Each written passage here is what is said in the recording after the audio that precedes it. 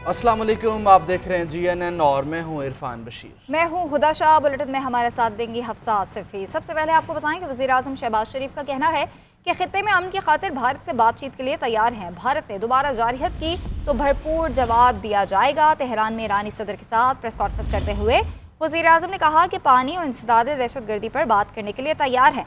मसला कश्मीर का हल अक़वाम मुत्तहिदा की सलामती काउंसिल की करारदादों के मुताबिक होना चाहिए। गज़ा की सूरत हाल इंतहाई तशवीशनाक है। वक्त का तकाजा है कि आलमी बरादरी गज़ा पर आवाज़ उठाए। शहबाज शरीफ ने पुरअमन न्यूक्लियर प्रोग्राम के लिए ईरान की हिमायत की। ईरान के सदर मसूद पेशकियान ने कहा कि खित्ते में तरक्की और खुशहाली अमन से ही मुमकिन है। सरहदी इलाकों में इंसदाद दहशतगर्दी से मुतल्लिक़ दो तरफ़ा ताउन ज़रूरी है। वज़ीर आज़म शहबाज शरीफ की तेहरान में सादाबाद महल आमद पर उनके सदर ने पुरतपाक इस्तकबाल किया। पाकिस्तानी वफ़द में नायब वज़ीर आज़म इसहाक़ डार, फील्ड मार्शल सैयद आसिम मुनीर और वफाकी वज़रा शामिल हैं।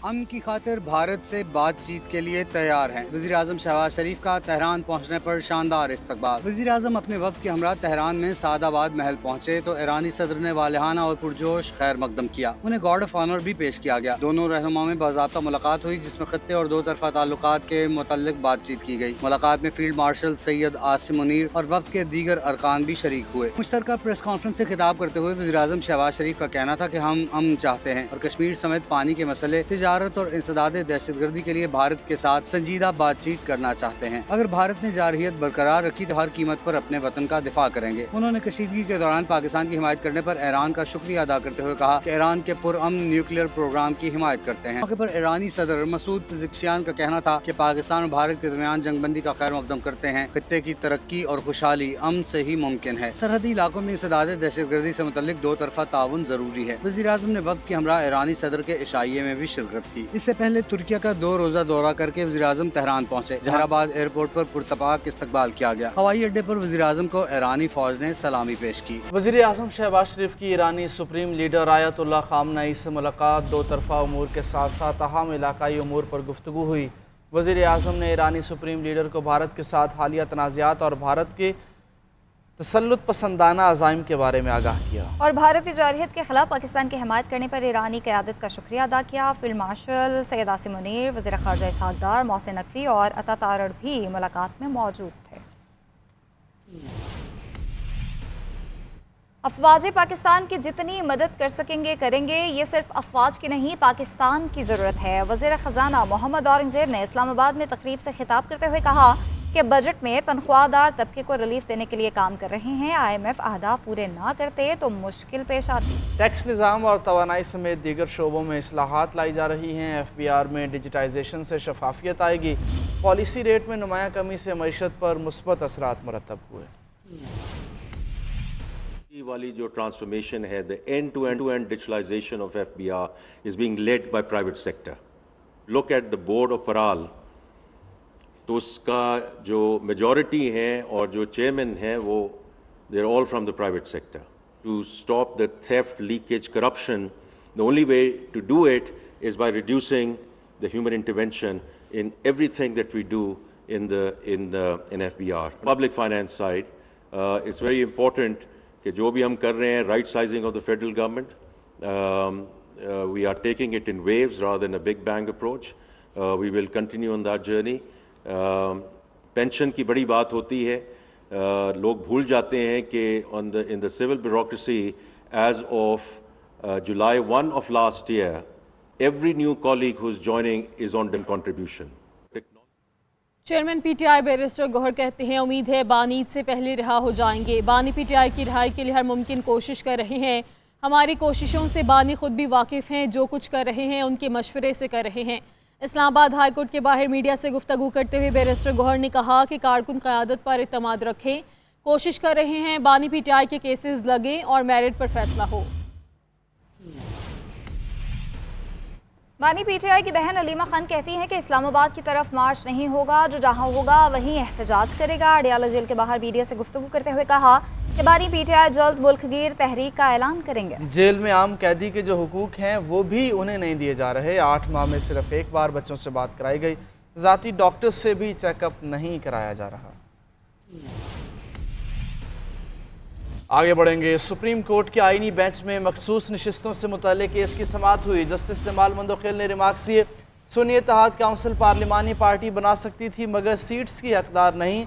नशिस्तें देना ना देना और मसला है, इलेक्शन कमीशन का किरदार भी देखना था।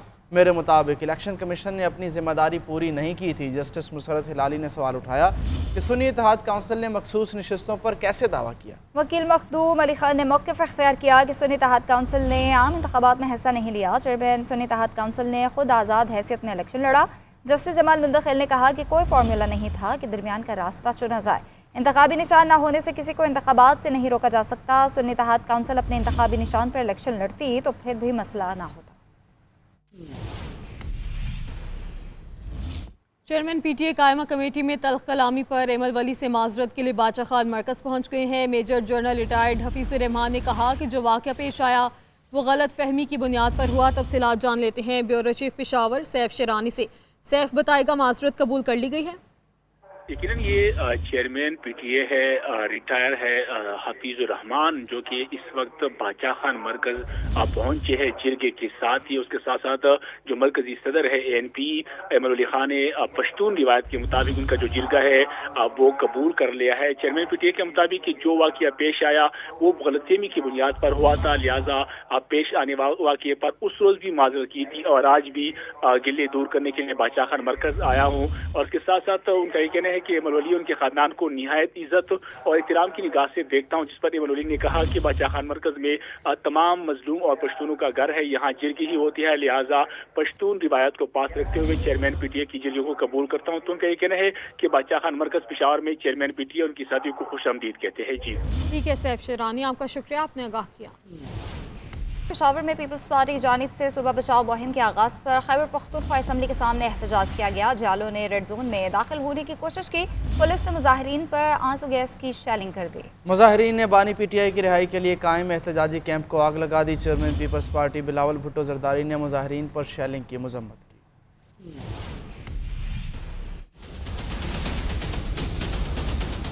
खैबर पख्तूनख्वा असम्बली के बाहर पाकिस्तान पीपल पार्टी की जानिब से सुबह बचाओ मुहिम का आगाज हुआ। पार्टी रहनुमा खिताब कर रहे थे, कारकुनान पर जोश थे, लेकिन ये पुरअमन एहतजाज उस वक्त कशीदगी में बदल गया जब कुछ अफराद रेड जोन की तरफ बढ़ने लगे। पुलिस ने मुजाहिरीन को रोकने के लिए आंसू गैस का इस्तेमाल किया।